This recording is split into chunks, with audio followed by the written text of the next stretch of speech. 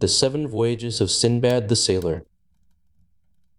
In the times of the Caliph Harun al-Rashid, there lived in Baghdad a poor porter named Hindbad, who on a very hot day was sent to carry a heavy load from one end of the city to the other.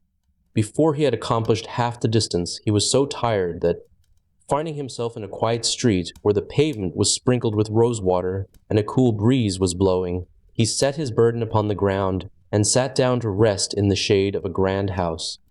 Very soon he decided that he could not have chosen a pleasanter place. A delicious perfume of aloes wood and pastils came from the open windows and mingled with the scent of the rosewater which steamed up from the hot pavement.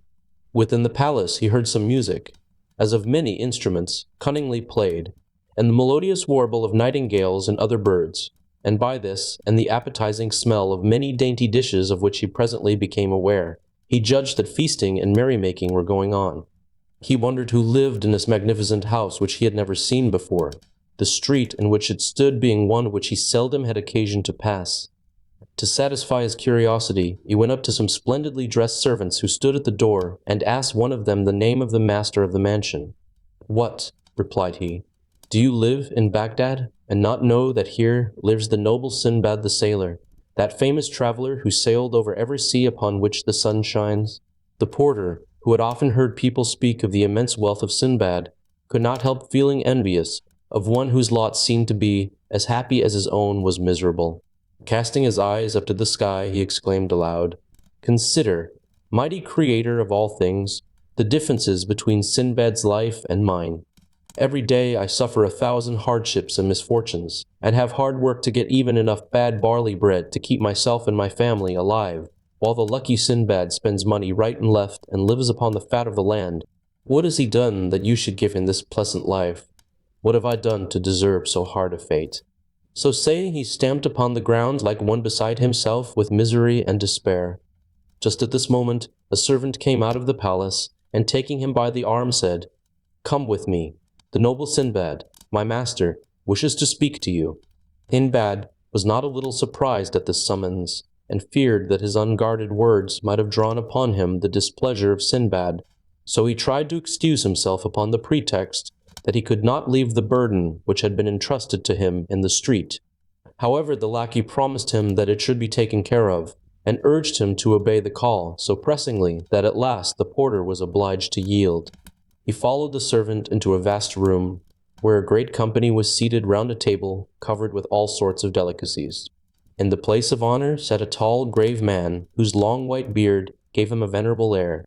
Behind his chair stood a crowd of attendants, eager to minister to his wants. This was the famous Sindbad himself. The porter, more than ever alarmed at the sight of so much magnificence, tremblingly saluted the noble company. Sindbad, making a sign to him to approach, caused him to be seated at his right hand, and himself heaped choice morsels upon his plate, and poured out for him a draught of excellent wine, and presently, when the banquet drew to a close, spoke to him familiarly, asking his name and occupation. "My lord," replied the porter, "I am called Hindbad." "I am glad to see you here," continued Sindbad, "and I will answer for the rest of the company that they are equally pleased, but I wish you to tell me what it was that you said just now in the street." For Sindbad, passing by the open window before the feast began, had heard his complaint, and therefore had sent for him. At this question Hindbad was covered with confusion, and hanging down his head replied, "My lord, I confess that, overcome by weariness and ill humor, I uttered indiscreet words, which I pray you to pardon me." "Oh," replied Sindbad, "do not imagine that I am so unjust as to blame you. On the contrary, I understand your situation and can pity you. Only you appear to be mistaken about me, and I wish to set you right. You doubtless imagine that I have acquired all the wealth and luxury that you see me enjoy without difficulty or danger, but this is far indeed from being the case. I have only reached this happy state after having for years suffered every possible kind of toil and danger. Yes, my noble friends," he continued, addressing the company, "I assure you that my adventures have been strange enough to deter even the most avaricious men from seeking wealth by traversing the seas. Since you have, perhaps, heard but confused accounts of my 7 voyages, and the dangers and wonders that I have met with by sea and land, I will now give you a full and true account of them, which I think you will be well pleased to hear. As Sindbad was relating his adventures chiefly on account of the porter, he ordered, before beginning his tale, that the burden which had been left in the street should be carried by some of his own servants to the place for which Hindbad had set out at first, while he remained to listen to the story. First voyage.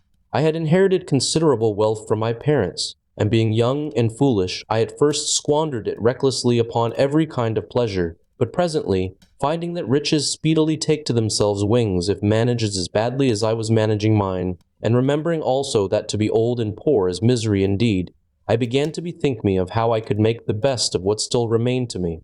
I sold all my household goods by public auction, and joined a company of merchants who traded by sea, embarking with them at Balsora, in a ship which we had fitted out between us.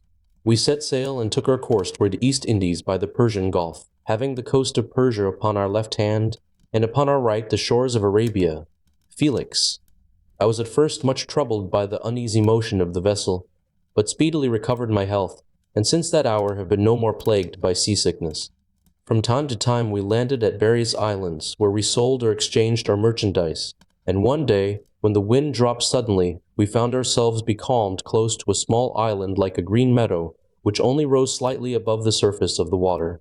Our sails were furled, and the captain gave permission to all who wished to land for a while and amuse themselves. I was among the number, but when, after strolling about for some time, we lighted a fire and sat down to enjoy the repast which we had brought with us, we were startled by a sudden and violent trembling of the island, while at the same moment those left upon the ship set up an outcry bidding us come on board for our lives, since what we had taken for an island was nothing but the back of a sleeping whale. Those who were nearest to the boat threw themselves into it, others sprang into the sea. But before I could save myself, the whale plunged suddenly into the depths of the ocean, leaving me clinging to a piece of the wood which we had brought to make our fire. Meanwhile, a breeze had sprung up, and in the confusion that ensued, on board our vessel, and hoisting the sails, and taking up those who were in the boat and clinging to its sides, no one missed me, and I was left at the mercy of the waves. All that day I floated up and down, now beaten this way, now that, and when night fell I despaired for my life. But weary and spent as I was, I clung to my frail support, and great was my joy when the morning light showed me that I had drifted against an island. The cliffs were high and steep, but luckily for me some tree roots protruded in places, and by their aid I climbed up at last, and stretched myself upon the turf at the top, where I lay, more dead than alive, till the sun was high in the heavens. By that time I was very hungry, but after some searching I came upon some eatable herbs, and a spring of clear water, and much refreshed I set out to explore the island. Presently I reached a great plain, where a grazing horse was tethered, and as I stood looking at it, I heard voices talking apparently underground, and in a moment a man appeared who asked me how I came upon the island. I told him my adventures and heard in return that he was one of the grooms of my Frage, the king of the island, and that each year they came to feed their master's horses in this plain. He took me to a cave where his companions were assembled, and when I had eaten of the food they set before me, they bade me think myself fortunate to have come upon them when I did, since they were going back to their master on the morrow, and without their aid I could certainly never have found my way to the inhabited part of the island. Early the next morning we accordingly set out, and when we reached the capital, I was graciously received by the king, to whom I related my adventures, upon which he ordered that I should be well cared for and provided with such things as I needed. Being a merchant, I sought out men of my own profession, and particularly those who came from foreign countries, as I hoped in this way to hear news from Baghdad, and find out some means of returning thither. For the capital was situated upon the seashore, and visited by vessels from all parts of the world. In the meantime I heard many curious things, and answered many questions concerning my own country, for I talked willingly with all who came to me. Also, to while away the time of waiting, I explored a little island named Kassel, which belonged to King Miraj, and which was supposed to be inhabited by a spirit named Degiel. Indeed, the sailors assured me that often at night the playing of timbrels could be heard upon it. However, I saw nothing strange upon my voyage, saving some fish that were full 200 cubits long, but were fortunately more in dread of us than even we were of them, and fled from us if we did but strike upon a board to frighten them. Other fishes there were only a cubit long, which had heads, like owls. One day after my return, as I went down to the quay, I saw a ship which had just cast anchor and was discharging her cargo, while the merchants to whom it belonged were busily directing the removal of it to their warehouses. Drawing nearer, I presently noticed that my own name was marked upon some of the packages, and after having carefully examined them, I felt sure that they were indeed those which I had put on board our ship at Balsora. I then recognized the captain of the vessel, but as I was certain that he believed me to be dead, I went up to him and asked who owned the packages that I was looking at. There was on board my ship, he replied, a merchant of Baghdad named Sindbad. One day he and several of my other passengers landed upon what we supposed to be an island, but which was really an enormous whale floating asleep upon the waves. No sooner did it feel upon its back the heat of the fire which had been kindled than it plunged into the depths of the sea. Several of the people who were upon it perished in the waters, and among others this unlucky Sindbad. This merchandise is his, but I have resolved to dispose of it, for the benefit of his family, if I should ever chance to meet with them. Captain, said I am that Sindbad whom you believe to be dead, and these are my possessions. When the captain heard these words, he cried out in amazement, Lackaday, and what is the world coming to? In these days there is not an honest man to be met with. Did I not, with my own eyes, see Sindbad drown? And now you have the audacity to tell me that you are he. I should have taken you to be a just man, and yet for the sake of obtaining that which does not belong to you, you are ready to invent this horrible falsehood. Have patience, and do me the favor to hear my story, said I. Speak then, replied the captain, I'm all attention. So I told him of my escape, and of my fortunate meeting with the king's grooms, and how kindly I had been received at the palace. Very soon I began to see that I had made some impression upon him, and after the arrival of some of the other merchants who showed great joy at once more seeing me alive, he declared that he also recognized me. Throwing himself upon my neck, he exclaimed, Heaven be praised that you have escaped from so great a danger. As to your goods, I pray you take them and dispose of them as you please. I thanked him and praised his honesty, begging him to accept several bales of merchandise in token of my gratitude, but he would take nothing. Of the choicest of my goods, I prepared a present for King Niharaj, who was at first amazed, having known that I had lost my all.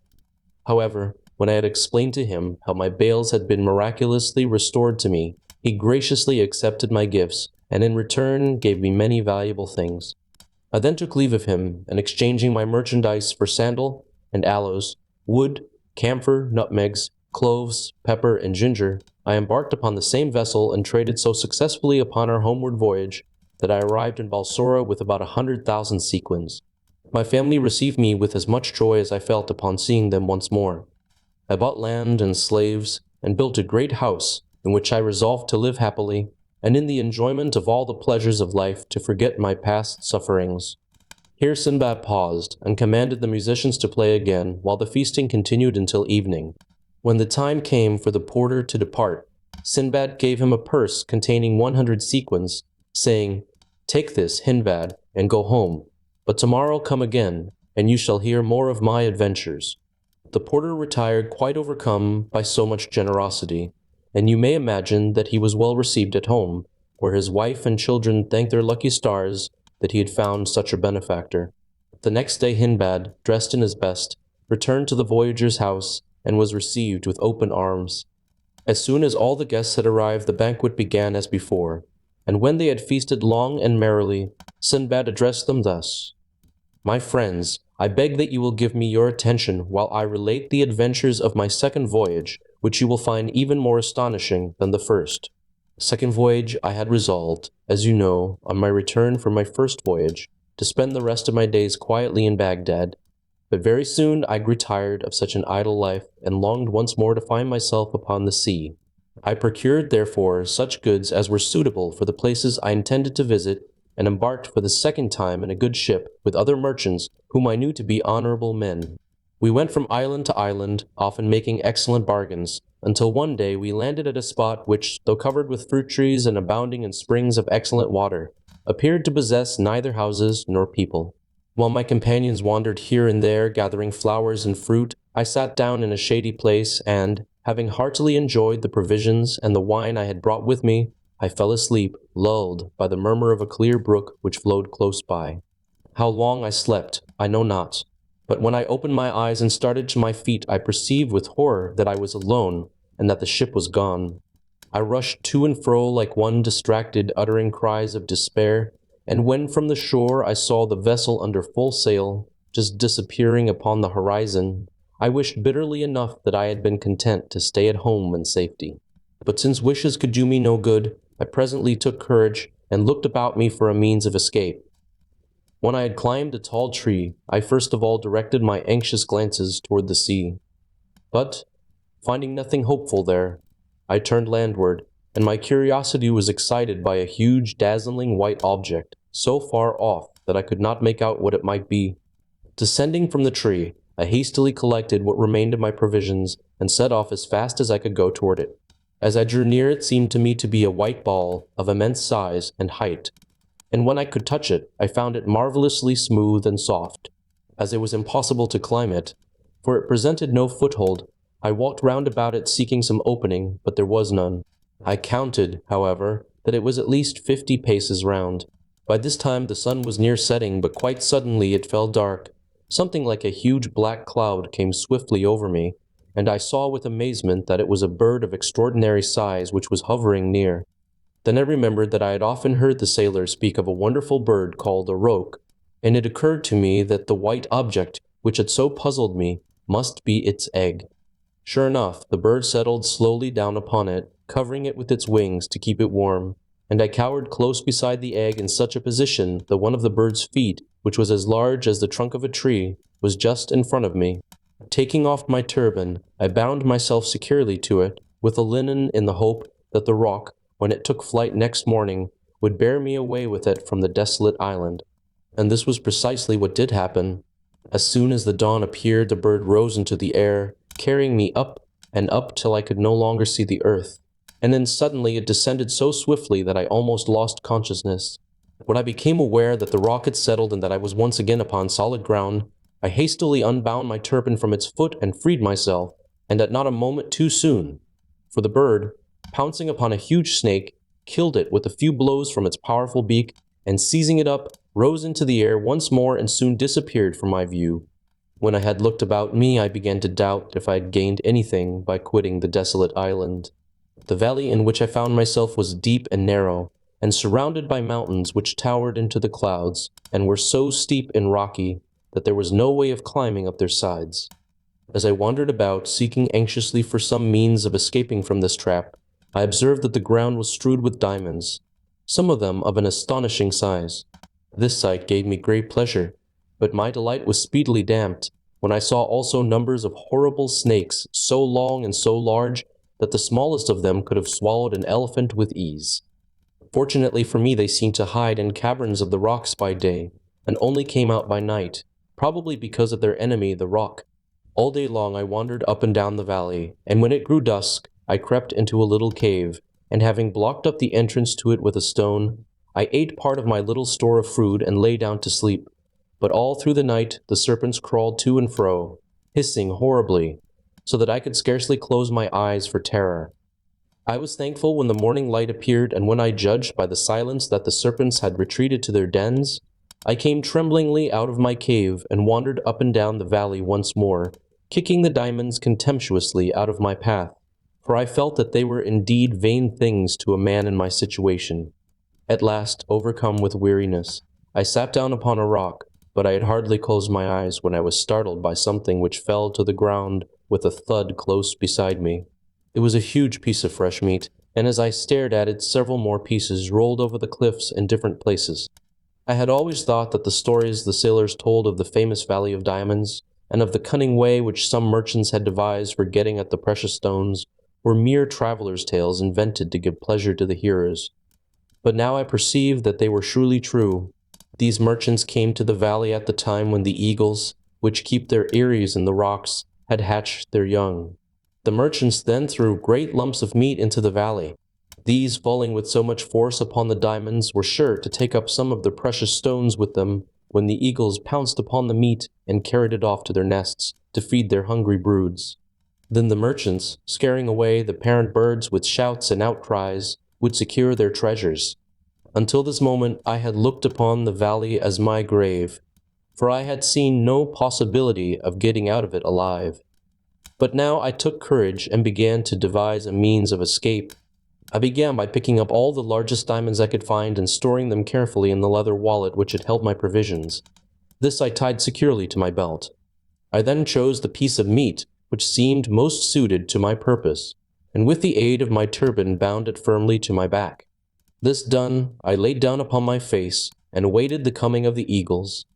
I soon heard the flapping of their mighty wings above me, and had the satisfaction of feeling one of them seize upon my piece of meat, and me with it, and rise slowly toward his nest, into which he presently dropped me. Luckily for me, the merchants were on the watch, and setting up their usual outcries, they rushed to the nest, scaring away the eagle. Their amazement was great when they discovered me, and also their disappointment, and with one accord they fell to abusing me for having robbed them of their usual profit. Addressing myself to the one who seemed most aggrieved, I said, "I am sure, if you knew all that I have suffered, you would show more kindness toward me, and as for diamonds, I have enough here of the very best for you and me and all your company." So saying, I showed them to him. The others all crowded round me, wondering at my adventures and admiring the device by which I had escaped from the valley, and when they had led me to their camp and examined my diamonds, they assured me that in all the years that they had carried on their trade, they had seen no stones to be compared with them for size and beauty. I found that each merchant chose a particular nest and took his chance of what he might find in it. So I begged the one who owned the nest to which I had been carried to take as much as he would of my treasure, but he contented himself with one stone, and that by no means the largest, assuring me that with such a gem his fortune was made, and he need toil no more. I stayed with the merchants several days, and then as they were journeying homeward I gladly accompanied them. Our way lay across high mountains infested with frightful serpents, but we had the good luck to escape them, and came at last to the seashore. Thence we sailed to the Isle of Rohat, where the camphor trees grow to such a size that 100 men could shelter under one of them with ease. The sap flows from an incision made high up in the tree into a vessel hung there to receive it, and soon hardens into the substance called camphor, but the tree itself withers up and dies when it has been so treated. In this same island we saw the rhinoceros, an animal which is smaller than the elephant and larger than the buffalo. It has one horn about a cubit long which is solid, but has a furrow from the base to the tip. Upon it is traced in white lines the figure of a man. The rhinoceros fights with the elephant, and transfixing him with his horn carries him off upon his head, but becoming blinded with the blood of his enemy, he falls helpless to the ground, and then comes the roc, and clutches them both up in his talons, and takes them to feed his young. This doubtless astonishes you, but if you do not believe my tale, go to Rohat and see for yourself. For fear of wearying you, I pass over in silence many other wonderful things which we saw in this island. Before we left, I exchanged one of my diamonds for much goodly merchandise, by which I profited greatly on our homeward way. At last we reached Balsora, whence I hastened to Baghdad, where my first action was to bestow large sums of money upon the poor, after which I settled down to enjoy tranquilly the riches I had gained with so much toil and pain. Having thus related the adventures of his second voyage, Sindbad again bestowed 100 sequins upon Hindbad, inviting him to come again on the following day and hear how he fared upon his third voyage. The other guests also departed to their homes, but all returned at the same hour next day, including the porter, whose former life of hard work and poverty had already begun to seem to him like a bad dream. Again after the feast was over did Sindbad claim the attention of his guests, and began the account of his third voyage. Third voyage. After a very short time, the pleasant, easy life I led made me quite forget the perils of my 2 voyages. Moreover, as I was still in the prime of life, it pleased me better to be up and doing. So once more providing myself with the rarest and choicest merchandise of Baghdad, I conveyed it to Balsora, and set sail with other merchants of my acquaintance for distant lands. We had touched at many ports and made much profit, when one day upon the open sea we were caught by a terrible wind which blew us completely out of our reckoning, and lasting for several days finally drove us into harbor on a strange island. "I would rather have come to anchor anywhere than here," quoth our captain. "This island and all adjoining it are inhabited by hairy savages, who are certain to attack us, and whatever these dwarfs may do we dare not resist, since they swarm like locusts, and if one of them is killed, the rest will fall upon us and speedily make an end of us." These words caused great consternation among all the ship's company, and only too soon we were to find out that the captain spoke truly. There appeared a vast multitude of hideous savages, not more than 2 feet high and covered with reddish fur. Throwing themselves into the waves, they surrounded our vessel, chattering meanwhile in a language we could not understand, and clutching at ropes and gangways, they swarmed up the ship's side with such speed and agility that they almost seemed to fly. You may imagine the rage and terror that seized us as we watched them, neither daring to hinder them nor able to speak a word to deter them from their purpose, whatever it might be. Of this we were not left long in doubt. Hoisting the sails and cutting the cable of the anchor, they sailed our vessel to an island which lay a little further off, where they drove us ashore. Then taking possession of her, they made off to the place from which they had come, leaving us helpless upon a shore avoided with horror by all mariners for a reason which you will soon learn. Turning away from the sea, we wandered miserably inland, finding as we went various herbs and fruits which we ate, feeling that we might as well live as long as possible, though we had no hope of escape. Presently, we saw in the far distance what seemed to us to be a splendid palace, toward which we turned our weary steps. But when we reached it, we saw that it was a castle, lofty and strongly built.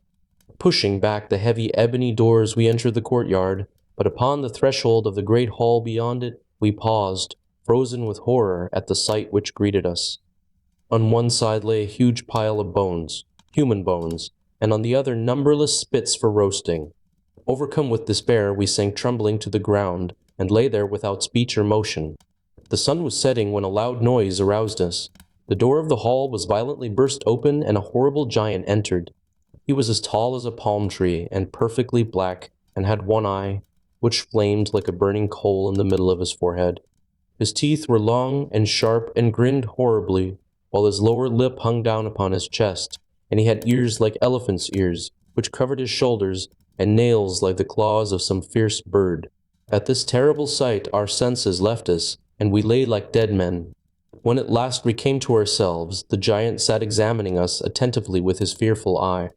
Presently, when he had looked at us enough, he came toward us, and stretching out his hand, took me by the back of the neck, turning me this way and that, but feeling that I was mere skin and bone, he set me down again, and went on to the next, whom he treated in the same fashion. At last he came to the captain, and finding him the fattest of us all, he took him up in one hand and stuck him upon a spit, and proceeded to kindle a huge fire, at which he presently roasted him.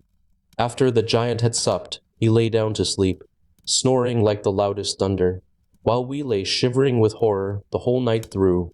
And when day broke, he awoke and went out, leaving us in the castle.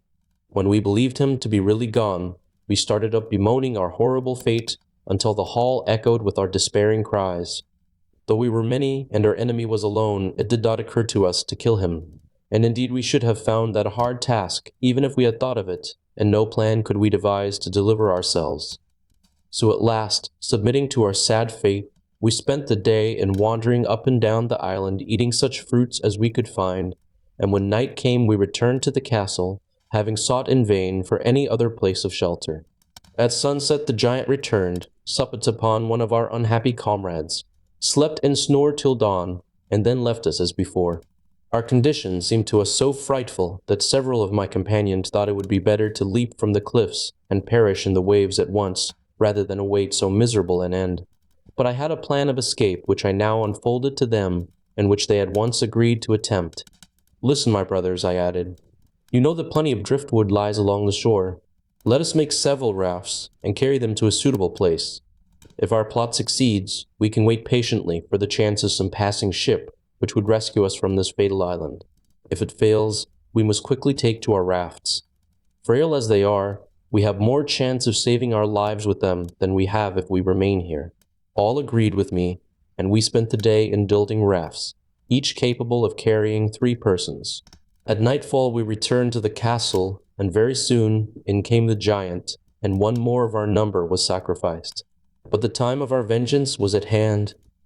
As soon as he had finished his horrible repast, he lay down to sleep as before, and when we heard him begin to snore, I and 9 of the boldest of my comrades rose softly and took each a spit, which we made red hot in the fire, and then at a given signal, we plunged it with one accord into the giant's eye, completely blinding him.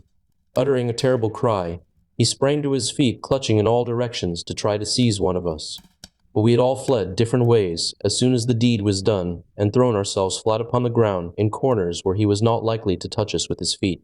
After a vain search, he fumbled about till he found the door, and fled out of it, howling frightfully. As for us, when he was gone, we made haste to leave the fatal castle, and, stationing ourselves beside our rafts, we waited to see what would happen. Our idea was that if, when the sun rose, we saw nothing of the giant, and no longer heard his howls, which still came faintly through the darkness, growing more and more distant, we should conclude that he was dead, and that we might safely stay upon the island, and need not risk our lives upon the frail rafts. But alas, morning light showed us our enemy approaching us, supported on either hand by two giants nearly as large and fearful as himself, while a crowd of others followed close upon their heels. Hesitating no longer, we clambered upon our rafts, and rowed with all our might out to sea. The giants, seeing their prey escaping them, seized up huge pieces of rock, and wading into the water, hurled them after us, with such good aim that all the rafts except the one I was upon were swamped, and their luckless crews drowned, without our being able to do anything to help them. Indeed, I and my two companions had all we could do to keep our own raft beyond the reach of the giants. But by dint of hard rowing, we at last gained the open sea. Here we were at the mercy of the winds and waves, which tossed us to and fro all that day and night, but the next morning we found ourselves near an island, upon which we gladly landed. There we found delicious fruits, and having satisfied our hunger, we presently lay down to rest upon the shore. Suddenly we were roused by a loud rustling noise, and starting up, saw that it was caused by an immense snake, which was gliding toward us over the sand. So swiftly it came that it had seized one of my comrades before he had time to fly, and in spite of his cries and struggles, speedily crushed the life out of him in its mighty coils, and proceeded to swallow him. By this time my other companion and I were running for our lives to some place where we might hope to be safe from this new horror, and seeing a tall tree, we climbed up into it, having first provided ourselves with a store of fruit off the surrounding bushes. When night came, I fell asleep, but only to be awakened once more by the terrible snake, which after hissing horribly round the tree at last reared itself up against it, and finding my sleeping comrade who was perched just below me, it swallowed him also, and crawled away, leaving me half dead with terror. When the sun rose, I crept down from the tree, with hardly a hope of escaping the dreadful fate which had overtaken my comrades. But life is sweet, and I determined to do all I could to save myself. All day long I toiled with frantic haste and collected quantities of dry brushwood, reeds, and thorns, which I bound with faggots, and making a circle of them under my tree, I piled them firmly one upon another, until I had a kind of tent in which I crouched like a mouse in a hole when she sees the cat coming. You may imagine what a fearful night I passed, for the snake returned eager to devour me, and glided round and round my frail shelter seeking an entrance. Every moment I feared that it would succeed in pushing aside some of the faggots, but happily for me they held together, and when it grew light my enemy retired, baffled and hungry, to his den. As for me, I was more dead than alive. Shaking with fright and half suffocated by the poisonous breath of the monster, I came out of my tent and crawled down to the sea, feeling that it would be better to plunge from the cliffs and end my life at once than pass such another night of horror. But to my joy and relief, I saw a ship sailing by, and by shouting wildly and waving my turban, I managed to attract the attention of her crew. A boat was sent to rescue me, and very soon I found myself on board surrounded by a wondering crowd of sailors and merchants, eager to know by what chance I found myself in that desolate island. After I had told my story, they regaled me with the choicest food the ship afforded, and the captain, seeing that I was in rags, generously bestowed upon me one of his own coats. After sailing about for some time and touching at many ports, we came at last to the island of Salahat, where sandalwood grows in great abundance.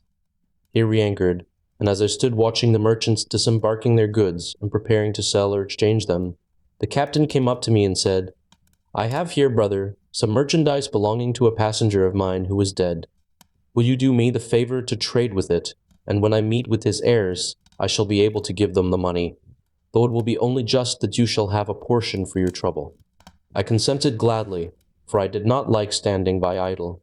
Whereupon he pointed the bales out to me and sent for the person whose duty it was to keep a list of the goods that were upon the ship. When this man came, he asked in what name the merchandise was to be registered. "In the name of Sindbad the sailor," replied the captain. At this I was greatly surprised, but looking carefully at him I recognized him to be the captain of the ship upon which I had made my second voyage, though he had altered much since that time. As for him, believing me to be dead, it was no wonder that he had not recognized me. "So, captain," said I, "the merchant who owned those bales was called Sindbad?" "Yes," he replied, "he was so named. He belonged to Baghdad and joined my ship at Balsora, but by mischance he was left behind upon a desert island where we had landed to fill up our water casks, and it was not until 4 hours later that he was missed. By that time the wind had freshened, and it was impossible to put back for him." "You suppose him to have perished then?" said I. "Alas, yes," he answered. "Why, captain?" I cried. "Look well at me. I am that Sindbad who fell asleep upon the island and awoke to find himself abandoned." The captain stared at me in amazement, but was presently convinced that I was indeed speaking the truth, and rejoiced greatly at my escape. "I am glad to have that piece of carelessness off my conscience at any rate," said he. "Now take your goods, and the profit I have made for you upon them, and may you prosper in future." I took them gratefully, and as we went from one island to another, I laid in stores of cloves, cinnamon, and other spices. In one place I saw a tortoise which was 20 cubits long and as many broad, also a fish that was like a cow, and had skin so thick that it was used to make shields. Another I saw that was like a camel in shape and color. So by degrees we came back to Balsora, and I returned to Baghdad with so much money that I could not myself count it, besides treasures without end. I gave largely to the poor, and bought much land to add to what I already possessed, and thus ended my third voyage. When Sindbad had finished his story, he gave another 100 sequins to Hindbad, who then departed with the other guests. But next day, when they had all reassembled and the banquet was ended, their host continued his adventures.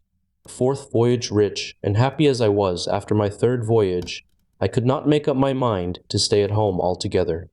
My love of trading, and the pleasure I took in anything that was new and strange, made me set my affairs in order, and begin my journey through some of the Persian provinces, having first sent off stores of goods to await my coming in the different places I intended to visit. I took ship at a distant seaport, and for some time all went well, but at last, being caught in a violent hurricane, our vessel became a total wreck in spite of all our worthy captain could do to save her, and many of our company perished in the waves. I, with a few others, had the good fortune to be washed ashore clinging to pieces of the wreck, for the storm had driven us near an island, and scrambling up beyond the reach of the waves, we threw ourselves down quite exhausted to wait for morning. At daylight we wandered inland, and soon saw some huts, to which we directed our steps. As we drew near, their black inhabitants swarmed out in great numbers and surrounded us, and we were led to their houses, and as it were divided among our captors. I, with 5 others, was taken into a hut, where we were made to sit upon the ground, and certain herbs were given to us, which the blacks made signs to us to eat. Observing that they themselves did not touch them, I was careful only to pretend to taste my portion. But my companions, being very hungry, rashly ate up all that was set before them, and very soon I had the horror of seeing them become perfectly mad. Though they chattered incessantly, I could not understand a word they said, nor did they heed when I spoke to them. The savages now produced large bowls full of rice prepared with coconut oil, of which my crazy comrades ate eagerly. But I only tasted a few grains, understanding clearly that the object of our captors was to fatten us speedily, for their own eating, and this was exactly what happened. My unlucky companions, having lost their reason, felt neither anxiety nor fear, and ate greedily all that was offered them. So they were soon fat, and there was an end of them. But I grew leaner day by day, for I ate but little, and even that little did me no good by reason of my fear of what lay before me. However, as I was so far from being a tempting morsel, I was allowed to wander about freely, and one day, when all the blacks had gone off upon some expedition, leaving only an old man to guard me, I managed to escape from him and plunged into the forest, running faster the more he cried to me to come back, until I had completely distanced him. For 7 days I hurried on, resting only when the darkness stopped me, and living chiefly upon coconuts, which afforded me both meat and drink. And on the 8th day I reached the seashore, and saw a party of white men gathering pepper, which grew abundantly all about. Reassured by the nature of their occupation, I advanced toward them, and they greeted me in Arabic, asking who I was and whence I came. My delight was great on hearing this familiar speech, and I willingly satisfied their curiosity, telling them how I had been shipwrecked and captured by the blacks. "But these savages devour men," said they. "How did you escape?" I repeated to them what I have just told you, at which they were mightily astonished. I stayed with them until they had collected as much pepper as they wished, and then they took me back to their own country and presented me to their king, by whom I was hospitably received. To him also I had to relate my adventures, which surprised him much, and when I had finished, he ordered that I should be supplied with food and garments, and treated with consideration. The island on which I found myself was full of people, and abounded in all sorts of desirable things, and a great deal of traffic went on in the capital, where I soon began to feel at home and contented. Moreover, the king treated me with special favor, and in consequence of this everyone, whether at the court or in the town, sought to make life pleasant to me. One thing I remarked which I thought very strange. This was that, from the greatest to the least, all men rode their horses without bridle or stirrups.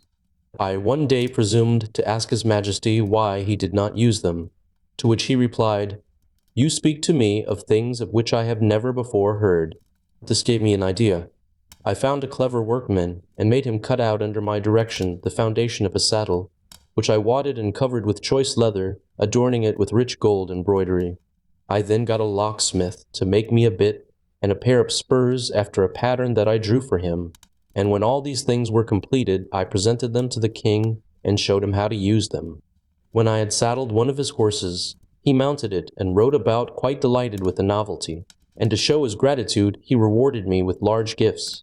After this I had to make saddles for all the principal officers of the king's household, and as they all gave me rich presents, I soon became very wealthy and quite an important person in the city. One day the king sent for me and said, "Sindbad, I am going to ask a favor of you. Both I and my subjects esteem you, and wish you to end your days among us.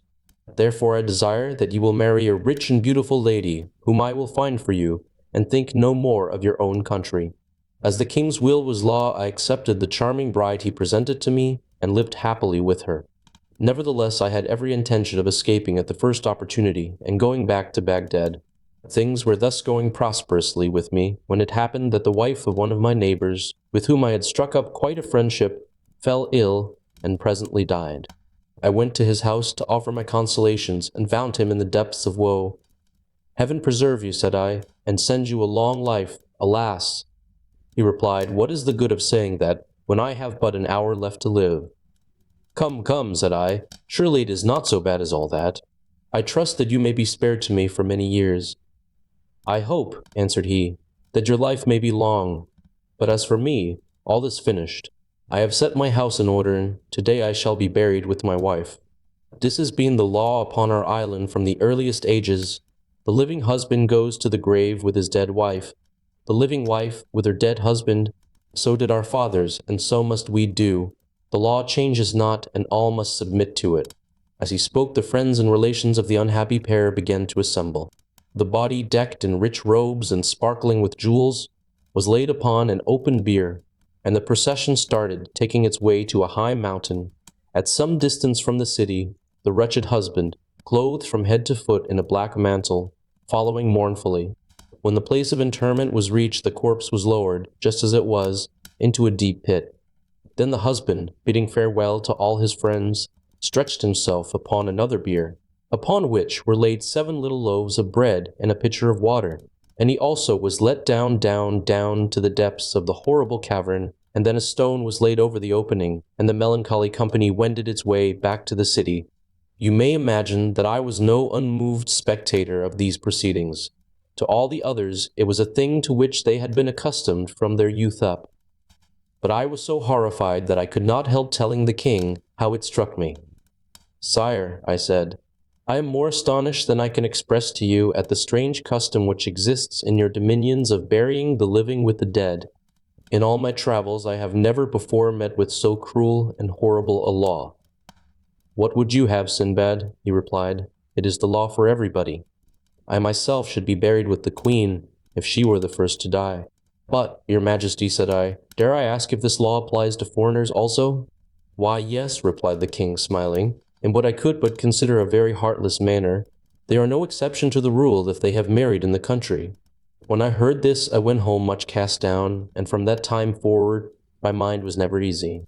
If only my wife's little finger ached, I fancied she was going to die, and sure enough, before very long she fell really ill, and in a few days breathed her last. My dismay was great, for it seemed to me that to be buried alive was even a worse fate than to be devoured by cannibals. Nevertheless, there was no escape. The body of my wife, arrayed in her richest robes and decked with all her jewels, was laid upon the bier. I followed it, and after me came a great procession, headed by the king and all his nobles. And in this order we reached a fatal mountain, which was one of a lofty chain bordering the sea. Here I made one more frantic effort to excite the pity of the king and those who stood by, hoping to save myself even at this last moment. But it was of no avail. No one spoke to me. They even appeared to hasten over their dreadful task, and I speedily found myself descending into the gloomy pit, with my 7 loaves and pitcher of water beside me. Almost before I reached the bottom, the stone was rolled into its place above my head, and I was left to my fate. A feeble ray of light shone into the cavern through some chink, and when I had the courage to look about me, I could see that I was in a vast vault, bestrewn with bones and bodies of the dead. I even fancied that I heard the expiring sighs of those who, like myself, had come into this dismal place alive. All in vain did I shriek aloud with rage and despair, reproaching myself for the love of gain and adventure which had brought me to such a pass, but at length, growing calmer, I took up my bread and water, and wrapping my face in my mantle, I groped my way toward the end of the cavern, where the air was fresher. Here I lived in darkness and misery until my provisions were exhausted, but just as I was nearly dead from starvation, the rock was rolled away overhead, and I saw that a bier was being lowered into the cavern, and that the corpse upon it was a man. In a moment my mind was made up. The woman who followed had nothing to expect, but a lingering death. I should be doing her a service if I shortened her misery. Therefore, when she descended, already insensible from terror, I was ready armed with a huge bone, one blow from which left her dead, and I secured the bread and water which gave me a hope of life. Several times did I have recourse to this desperate expedient, and I know not how long I had been a prisoner, when one day I fancied that I heard something near me, which breathed loudly. Turning to the place from which the sound came, I dimly saw a shadowy form which fled at my movement, squeezing itself through a cranny in the wall. I pursued it as fast as I could, and found myself in a narrow crack among the rocks, along which I was just able to force my way. I followed it for what seemed to me many miles, and at last saw before me a glimmer of light which grew clearer every moment until I emerged upon the seashore with a joy which I cannot describe. When I was sure that I was not dreaming, I realized that it was doubtless some little animal which had found its way into the cavern from the sea, and when disturbed had fled, showing me a means of escape which I could never have discovered for myself. I hastily surveyed my surroundings and saw that I was safe from all pursuit from the town. The mountains sloped sheer down to the sea, and there was no road across them. Being assured of this, I returned to the cavern and amassed a rich treasure of diamonds, rubies, emeralds, and jewels of all kinds which strewed the ground. These I made up into bales and stored them into a safe place upon the beach, and then waited hopefully for the passing of a ship. I had looked out for 2 days, however, before a single sail appeared, so it was with much delight that I at last saw a vessel not very far from the shore, and by waving my arms and uttering loud cries succeeded in attracting the attention of her crew. A boat was sent off to me, and in answer to the questions of the sailors as to how I came to be in such a plight, I replied that I had been shipwrecked 2 days before, but had managed to scramble ashore with the bales which I pointed out to them. Luckily for me, they believed my story, and without even looking at the place where they found me, took up my bundles and rowed me back to the ship. Once on board, I soon saw that the captain was too much occupied with the difficulties of navigation to pay much heed to me, though he generously made me welcome, and would not even accept the jewels with which I offered to pay my passage. Our voyage was prosperous, and after visiting many lands and collecting in each place great store of goodly merchandise, I found myself at last in Baghdad once more, with unheard-of riches of every description. Again I gave large sums of money to the poor, and enriched all the mosques in the city, after which I gave myself up to my friends and relations, with whom I passed my time in feasting and merriment. Here Sindbad paused, and all his hearers declared that the adventures of his fourth voyage had pleased them better than anything they had heard before. They then took their leave, followed by Hindbad, who had once more received 100 sequins, and with the rest had been bidden to return next day for the story of the fifth voyage. When the time came, all were in their places, and when they had eaten and drunk of all that was set before them, Sindbad began his tale. Fifth voyage. Not even all that I had gone through could make me contented with a quiet life. I soon wearied of its pleasures, and longed for change and adventure. Therefore I set out once more, but this time in a ship of my own, which I built and fitted out at the nearest seaport. I wished to be able to call at whatever port I chose, taking my own time, but as I did not intend carrying enough goods for a full cargo, I invited several merchants of different nations to join me. We set sail with the first favorable wind, and after a long voyage upon the open seas, we landed upon an unknown island which proved to be uninhabited. We determined, however, to explore it, but had not gone far when we found a roc's egg, as large as the one I had seen before, and evidently very nearly hatched, for the beak of the young bird had already pierced the shell. In spite of all I could say to deter them, the merchants who were with me fell upon it with their hatchets, breaking the shell and killing the young roc. Then lighting a fire upon the ground, they hacked morsels from the bird and proceeded to roast them while I stood by aghast. Scarcely had they finished their ill-omened repast when the air above us was darkened by two mighty shadows. The captain of my ship, knowing by experience what this meant, cried out to us that the parent birds were coming, and urged us to get on board with all speed. This we did, and the sails were hoisted. But before we had made any way, the rocs reached their despoiled nest and hovered about it, uttering frightful cries when they discovered the mangled remains of their young one.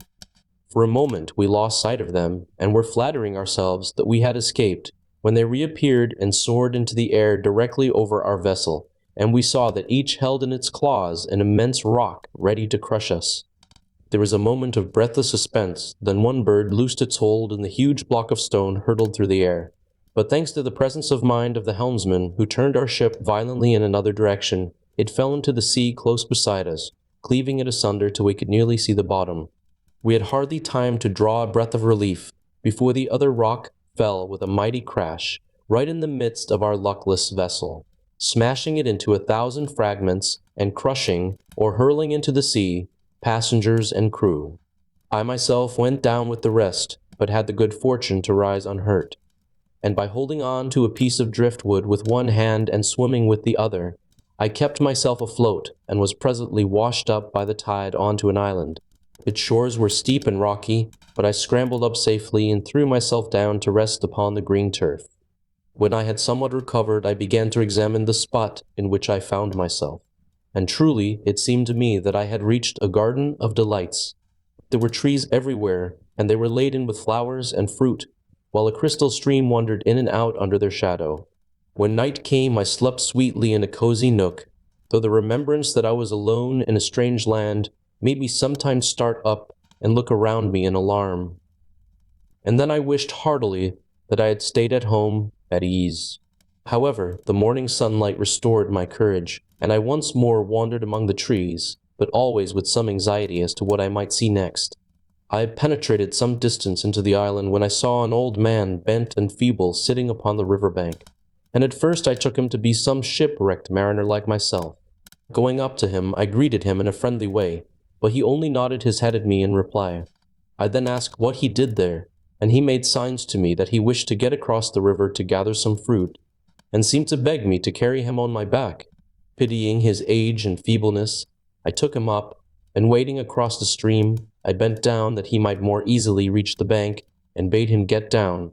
But instead of allowing himself to be set upon his feet, even now it makes me laugh to think of it, this creature who had seemed to me so decrepit leaped nimbly upon my shoulders, and hooking his legs round my neck, gripped me so tightly that I was well nigh choked, and so overcome with terror that I fell insensible to the ground. When I recovered, my enemy was still in his place, though he had released his hold enough to allow me breathing space. and seeing me revive, he prodded me adroitly first with one foot and then with the other, until I was forced to get up and stagger about with him under the trees while he gathered and ate the choicest fruits. This went on all day, and even at night, when I threw myself down half dead with weariness, the terrible old man held on tight to my neck, nor did he fail to greet the first glimmer of morning light by drumming upon me with his heels, until I perforce awoke and resumed my dreary march with rage and bitterness in my heart. It happened one day that I passed a tree under which lay several dry gourds, and catching one up, I amused myself with scooping out its contents and pressing into it the juice of several bunches of grapes, which hung from every bush. When it was full, I left it propped in the fork of a tree, and a few days later, carrying the hateful old man that way, I snatched at my gourd as I passed it, and had the satisfaction of a draught of excellent wine, so good and refreshing that I even forgot my detestable burden, and began to sing and caper. The old monster was not slow to perceive the effect which my draught had produced, and that I carried him more lightly than usual. So he stretched out his skinny hand, and seizing the gourd first tasted its contents cautiously, then drained them to the very last drop. The wine was strong and the gourd capacious, so he also began to sing after a fashion, and soon I had the delight of feeling the iron grip of his goblin legs unclasp, and with one vigorous effort I threw him to the ground, from which he never moved again. I was so rejoiced to have at last got rid of this uncanny old man that I ran leaping and bounding down to the seashore, where, by the greatest good luck, I met with some mariners who had anchored off the island to enjoy the delicious fruits and to renew their supply of water. They heard the story of my escape with amazement, saying, "You fell into the hands of the old man of the sea, and it is a mercy that he did not strangle you, as he has everyone else upon whose shoulders he has managed to perch himself. This island is well known as the scene of his evil deeds, and no merchant or sailor who lands upon it cares to stray far away from his comrades." After we had talked for a while, they took me back with them on board the ship, where the captain received me kindly, and we soon set sail, and after several days reached a large and prosperous-looking town where all the houses were built of stone. Here we anchored, and one of the merchants, who had been very friendly to me on the way, took me ashore with him, and showed me a lodging set apart for strange merchants. He then provided me with a large sack, and pointed out to me a party of others equipped in like manner. "Go with them," said he, "and do as they do, but beware of losing sight of them, for if you strayed your life would be in danger." With that he supplied me with provisions, and bade me farewell, and I set out with my new companions. I soon learnt that the object of our expedition was to fill our sacks with coconuts, but when at length I saw the trees, and noted their immense height and the slippery smoothness of their slender trunks, I did not at all understand how we were to do it. The crowns of the cocoa palms were all alive with monkeys, big and little, which skipped from one to the other with surprising agility, seeming to be curious about us and disturbed at our appearance. And I was at first surprised when my companions, after collecting stones, began to throw them at the lively creatures, which seemed to me quite harmless. But very soon I saw the reason of it, and joined them heartily, for the monkeys, annoyed and wishing to pay us back in our own coin, began to tear the nuts from the trees and cast them at us with angry and spiteful gestures, so that after very little labor our sacks were filled with the fruit which we could not otherwise have obtained. As soon as we had as many as we could carry, we went back to the town, where my friend bought my share, and advised me to continue the same occupation until I had earned money enough to carry me to my own country. This I did, and before long had amassed a considerable sum. Just then I heard that there was a trading ship ready to sail, and taking leave of my friend I went on board, carrying with me a goodly store of coconuts, and we sailed first to the islands where pepper grows, then to Comari, where the best aloes wood is found, and where men drink no wine by an unalterable law. Here I exchanged my nuts for pepper and good aloes wood, and went a-fishing for pearls with some of the other merchants, and my divers were so lucky that very soon I had an immense number, and those very large and perfect. With all these treasures I came joyfully back to Baghdad, where I disposed of them for large sums of money, of which I did not fail as before to give the 10th part to the poor, and after that I rested from my labors, and comforted myself with all the pleasures that my riches could give me. Having thus ended his story, Sindbad ordered that 100 sequins should be given to Hindbad, and the guests then withdrew. But after the next day's feast, he began the account of his sixth voyage as follows. Sixth voyage. It must be a marvel to you how, after having 5 times met with shipwreck and unheard-of perils, I could again tempt fortune and risk fresh trouble. I am even surprised myself when I look back, but evidently it was my fate to rove, and after a year of repose, I prepared to make a 6th voyage, regardless of the entreaties of my friends and relations, who did all they could to keep me at home. Instead of going by the Persian Gulf, I traveled a considerable way overland, and finally embarked from a distant Indian port with a captain who meant to make a long voyage. And truly he did so, for we fell in with stormy weather which drove us completely out of our course, so that for many days neither captain nor pilot knew where we were, nor where we were going. When they did at last discover our position, we had small ground for rejoicing, for the captain, casting his turban upon the deck and tearing his beard, declared that we were in the most dangerous spot upon the whole wide sea, and had been caught by a current which was at that minute sweeping us to destruction. It was too true. In spite of all the sailors could do, we were driven with frightful rapidity toward the foot of a mountain, which rose sheer out of the sea, and our vessel was dashed to pieces upon the rocks at its base. Not, however, until we had managed to scramble on shore, carrying with us the most precious of our possessions. When we had done this, the captain said to us, "Now we are here, we may as well begin to dig our graves at once, since from this fatal spot no shipwrecked mariner has ever returned." This speech discouraged us much, and we began to lament over our sad fate. The mountain formed the seaward boundary of a large island, and the narrow strip of rocky shore upon which we stood was strewn with the wreckage of 1,000 gallant ships, while the bones of the luckless mariners shone white in the sunshine, and we shuddered to think how soon our own would be added to the heap. All around, too, lay vast quantities of the costliest merchandise, and treasures were heaped in every cranny of the rocks, but all these things only added to the desolation of the scene.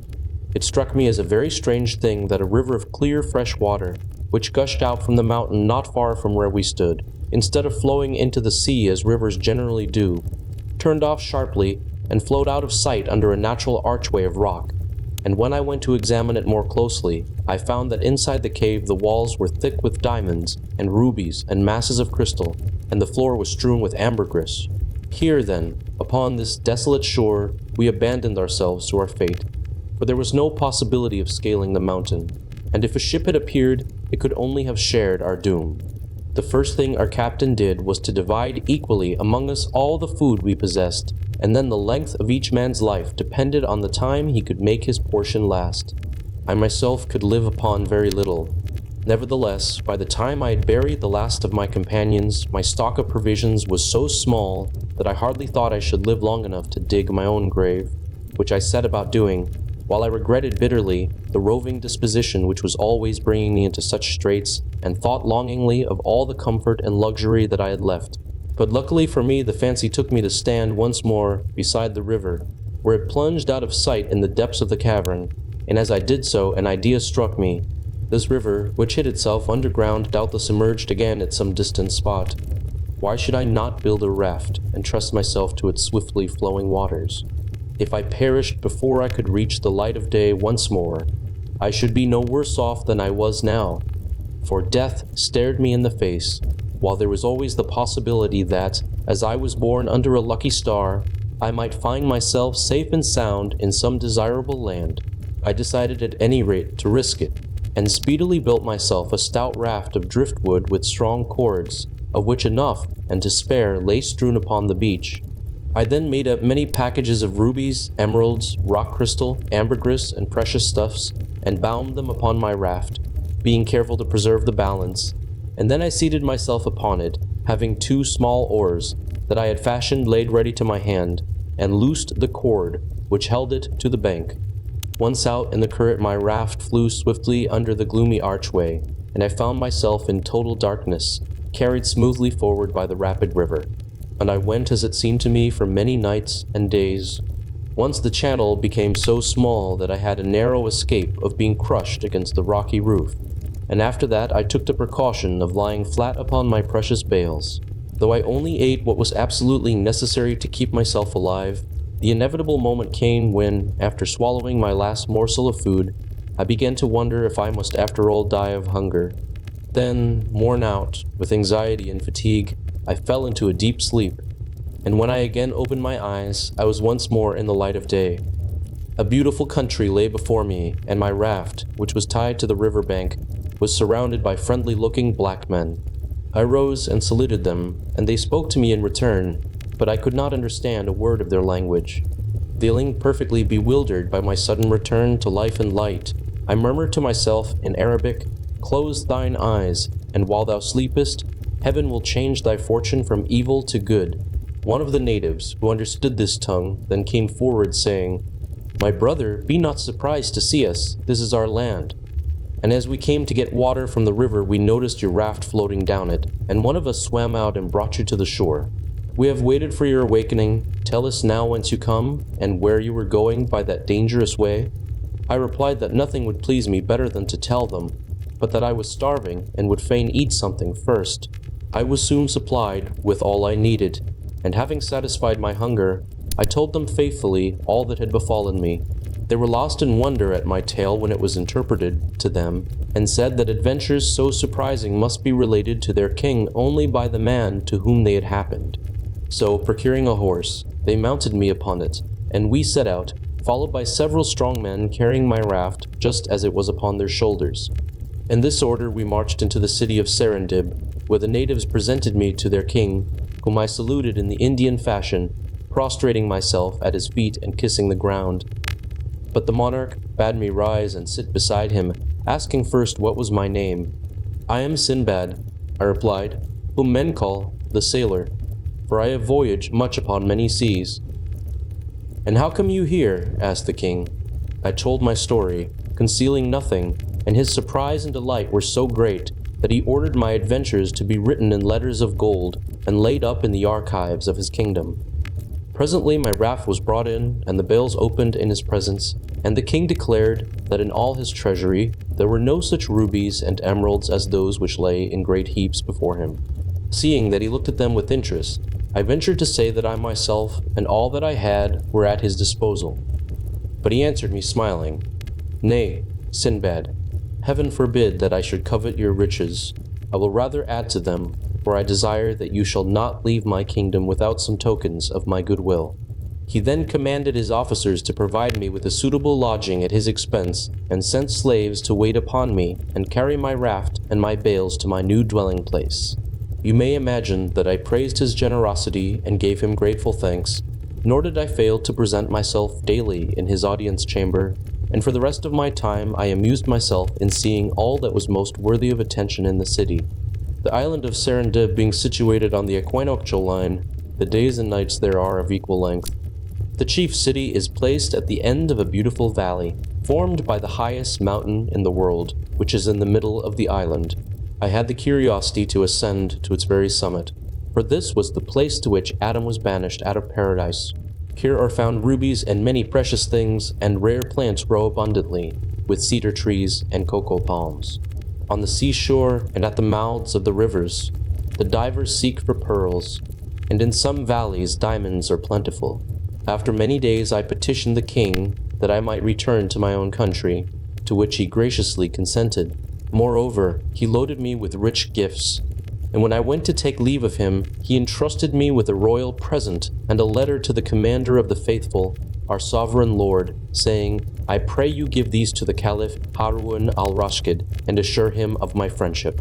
I accepted the charge respectfully, and soon embarked upon the vessel which the king himself had chosen for me.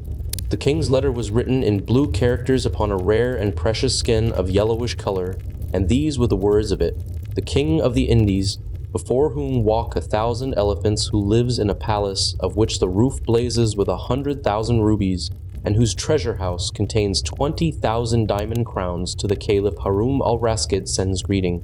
Though the offering we present to you is unworthy of your notice, we pray you to accept it as a mark of the esteem and friendship which we cherish for you, and of which we gladly send you this token, and we ask of you a like regard if you deem us worthy of it. Adieu, brother."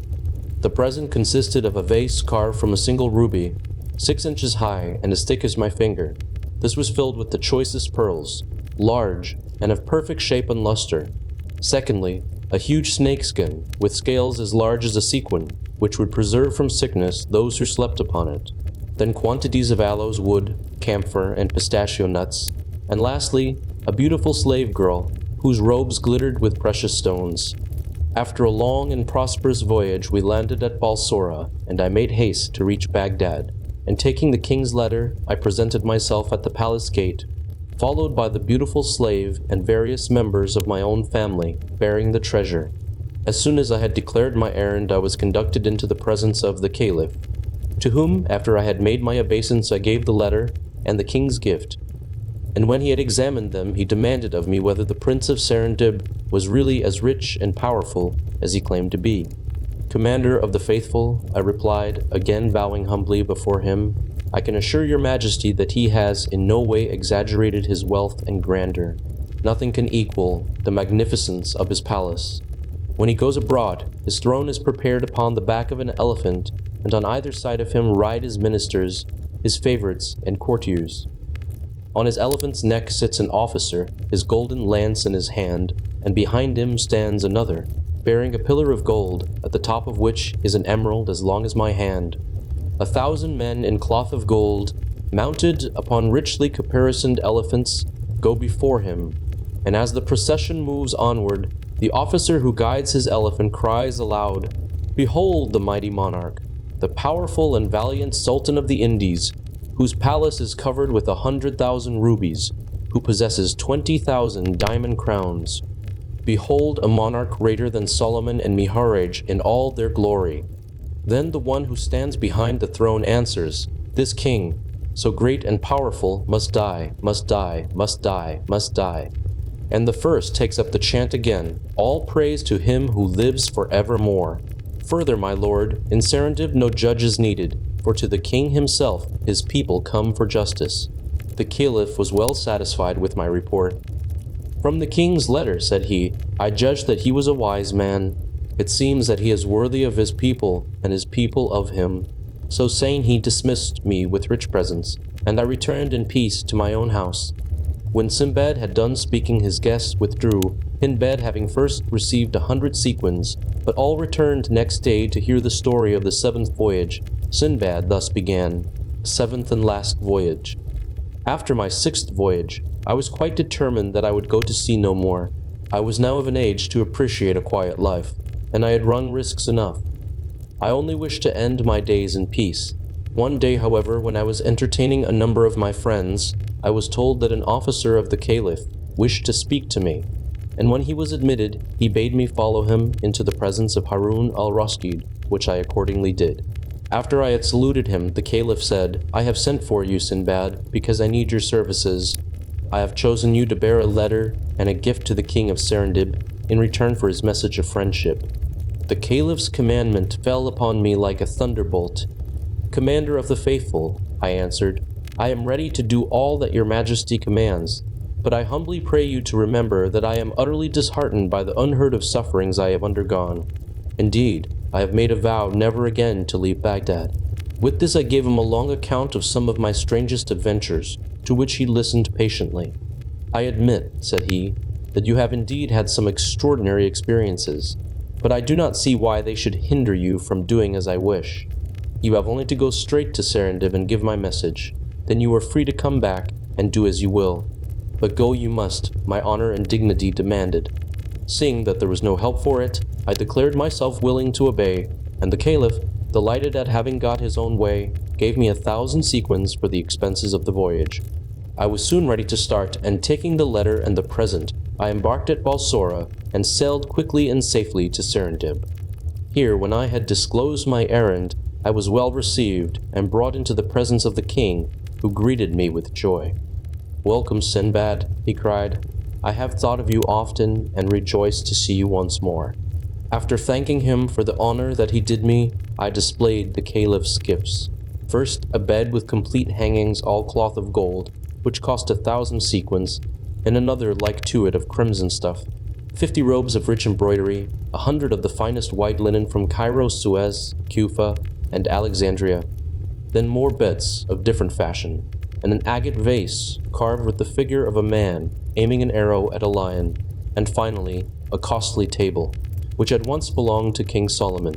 The king of Serendib received with satisfaction the assurance of the caliph's friendliness toward him, and now my task being accomplished I was anxious to depart, but it was some time before the king would think of letting me go. At last, however, he dismissed me with many presents, and I lost no time in going on board a ship which sailed at once, and for 4 days all went well. On the 5th day we had the misfortune to fall in with pirates who seized our vessel, killing all who resisted, and making prisoners of those who were prudent enough to submit at once, of whom I was one. When they had despoiled us of all we possessed, they forced us to put on vile garments, and sailing to a distant island, there sold us for slaves. I fell into the hands of a rich merchant, who took me home with him, and clothed and fed me well, and after some days sent for me and questioned me as to what I could do. I answered that I was a rich merchant who had been captured by pirates, and therefore I knew no trade. "Tell me," said he, "can you shoot with a bow?" I replied that this had been one of the pastimes of my youth, and that doubtless with practice my skill would come back to me.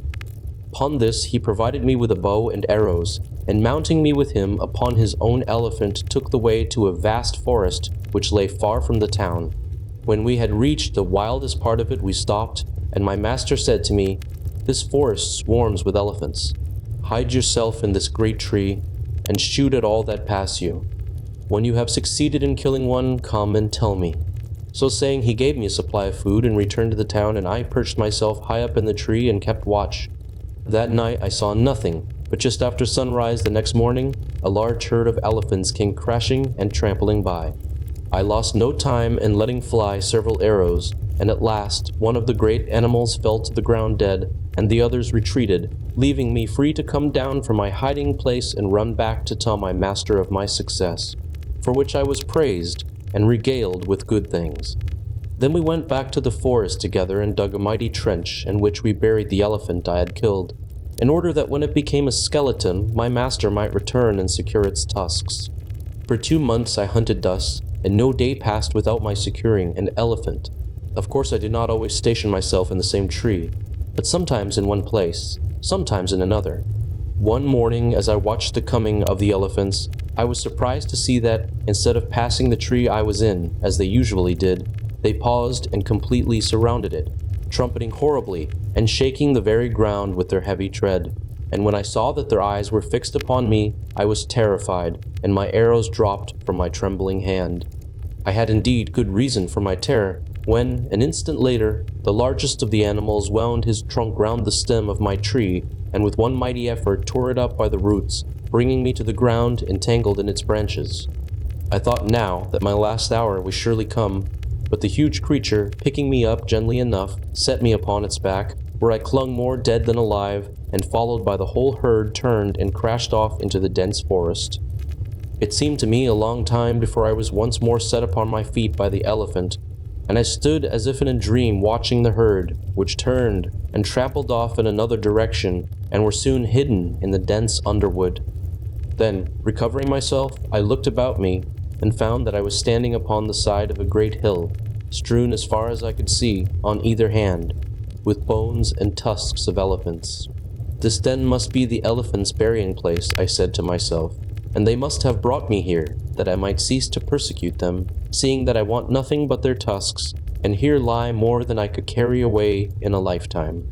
Whereupon I turned and made for the city as fast as I could go, not seeing a single elephant by the way, which convinced me that they had retired deeper into the forest to leave the way open to the ivory hill, and I did not know how sufficiently to admire their sagacity.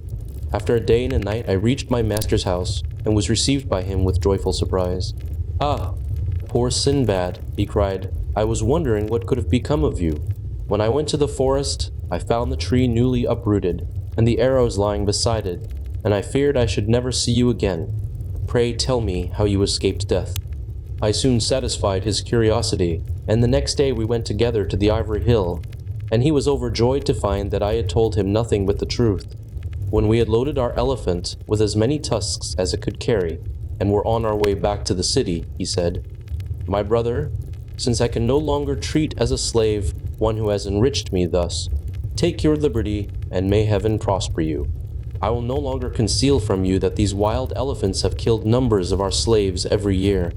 No matter what good advice we gave them, they were caught sooner or later. You alone have escaped the wiles of these animals, therefore you must be under the special protection of heaven. Now through you the whole town will be enriched without further loss of life. Therefore you shall not only receive your liberty, but I will also bestow a fortune upon you." To which I replied, "Master, I thank you, and wish you all prosperity. For myself, I only ask liberty to return to my own country." "It is well," he answered. "The monsoon will soon bring the ivory ships hither. Then I will send you on your way with somewhat to pay your passage." So I stayed with him till the time of the monsoon, and every day we added to our store of ivory, till all his warehouses were overflowing with it. By this time the other merchants knew the secret, but there was enough and to spare for all. When the ships at last arrived, my master himself chose the one in which I was to sail, and put on board for me a great store of choice provisions, also ivory in abundance, and all the costliest curiosities of the country, for which I could not thank him enough, and so we parted. I left the ship at the first port we came to, not feeling at ease upon the sea, after all that had happened to me by reason of it, and having disposed of my ivory for much gold, and bought many rare and costly presents, I loaded my pack animals, and joined a caravan of merchants. Our journey was long and tedious, but I bore it patiently, reflecting that at least I had not to fear tempests, nor pirates, nor serpents, nor any of the other perils from which I had suffered before, and at length we reached Baghdad. My first care was to present myself before the Caliph, and give him an account of my embassy. He assured me that my long absence had disquieted him much, but he had nevertheless hoped for the best. As to my adventure among the elephants, he heard it with amazement, declaring that he could not have believed it had not my truthfulness been well known to him. By his orders, this story and the others I had told him were written by his scribes in letters of gold, and laid up among his treasures. I took my leave of him, well satisfied with the honors and rewards he bestowed upon me, and since that time I have rested from my labors, and given myself up wholly to my family and my friends. Thus Sindbad ended the story of his 7th and last voyage, and turning to Hindbad he added, "Well, my friend, and what do you think now? Have you ever heard of anyone who has suffered more, or had more narrow escapes than I have? Is it not just that I should now enjoy a life of ease and tranquility?" Hindbad drew near, and kissing his hand respectfully, replied, "Sir, you have indeed known fearful perils. My troubles have been nothing compared to yours. Moreover, the generous use you make of your wealth proves that you deserve it. May you live long and happily in the enjoyment in it." Sindbad then gave him 100 sequins, and henceforward counted him among his friends. Also, he caused him to give up his profession as a porter, and to eat daily at his table, that he might all his life remember Sindbad the sailor.